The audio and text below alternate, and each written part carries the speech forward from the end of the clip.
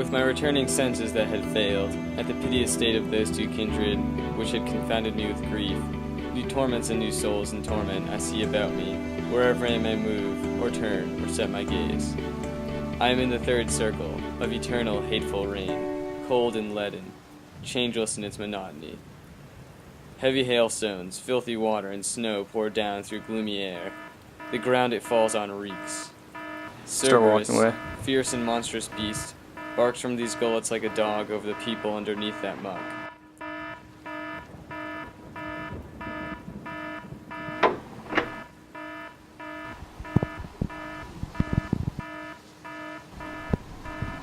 The rain makes them howl like dogs. The unholy wretches often turn their bodies, making of one side a shield for the other. When Cerberus, that huge worm, noticed turn around, and then John closed the door. He opened up his jaws and showed his fangs. There was no part of him he held in check. But then my leader spread his hands, picked up some earth, and with full fist tossed soil into the ravenous gullets. As the dog that yelps with craving grows quiet while it chews its food, absorbed in trying to devour it, the foul heads of that demon Cerberus were stilled, who otherwise so thunders on souls they would as soon be deaf. We were passing over shades sprawled under heavy rain, setting our feet upon their emptiness, which seems real bodies. All of them were lying on the ground, except for one, who sat bolt upright when he saw us pass before him. Oh, you who come and score from Your city is so full. The punishment you suffer may be blotting you from memory. You were made before I was It doesn't seem to me I've ever seen you. But tell me who you are to have been put into this place with such a penalty that none, though harsher, is more loathsome. Your city, so full of envy, that now the sack spills over. Held me in its confines in the sunlit life, you, my townsmen, called me Shako. For the pernicious fault of gluttony, as you can see, I'm prostrate in the rain. And in my misery, I'm not alone. All those here share a single penalty for the same fault. Shako, your distress so weighs on me it bids me weep.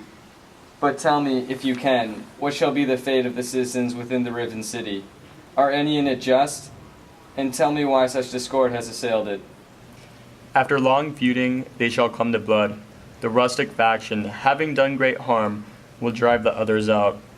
But it, in turn, shall follow them. Within 3 years, by power of him, who now just bids his time, these, in their arrogance, will long subject the other faction to their heavy yoke, despite its weeping and its shame. 2 men are just and are not needed there. Pride, envy, avarice are the sparks that have set the hearts all on fire.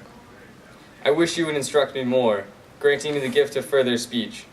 Farinata and Tegiao, who were so worthy, Jacopo Rusticucci, Arrigo, and Mosca, and the rest whose minds were bent on doing good. Tell me where they are and how they fare, for great desire presses me to learn, whether heaven sweetens or hell embitters them. They are among the blacker souls. Different vices weigh them toward the bottom, as you shall see if you descend that far. But when you have returned to the sweet world, I pray you bring me to men's memory. I say no more, nor answer you again. Go now. He wakes no more, until angelic trumpets sound the advent of the hostile power. Then each shall find again his miserable tomb, shall take again his flesh and form, and hear the judgment that eternally resounds. Master, after the great judgment, will these torments be greater, less, or stay as harsh as they are now? Return to your science, which has it that, in measure of one's perfection, it feels both more of pleasure and of pain. Although these accursed people will never come to true perfection, they will be nearer it than they are now. Yeah.